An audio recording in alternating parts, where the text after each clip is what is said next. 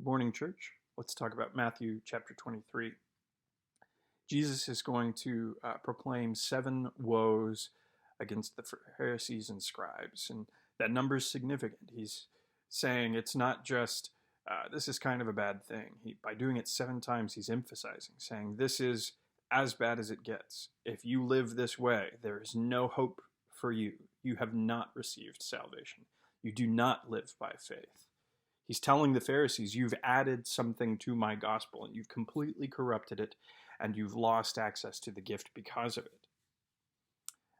And he says they're hypocrites. They do not, they add up all these extra commands, these things that they think are necessary, these religions that they add to the gospel. But even in that, they fail themselves, and they put all this pressure on other people, and they condemn those who do not meet their standards, and yet they themselves are failing to meet the standard of faith. And so it's better for them to be cast into hell than to drag other people with them.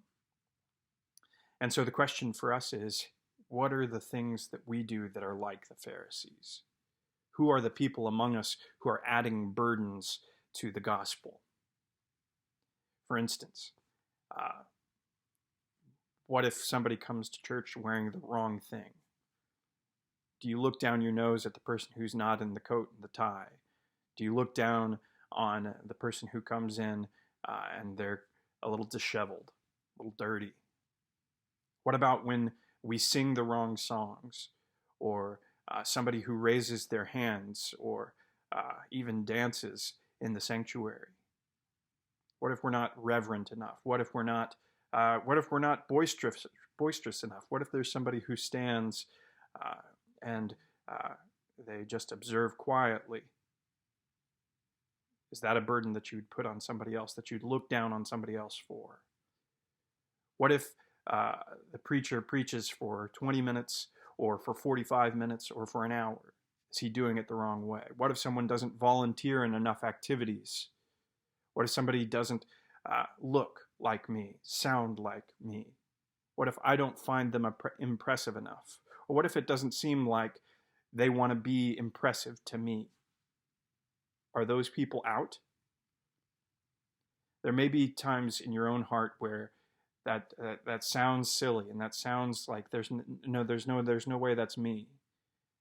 But examine yourself closely, because Liberty Park, we do this a lot. We want to be impressive, and we want other people to impress us.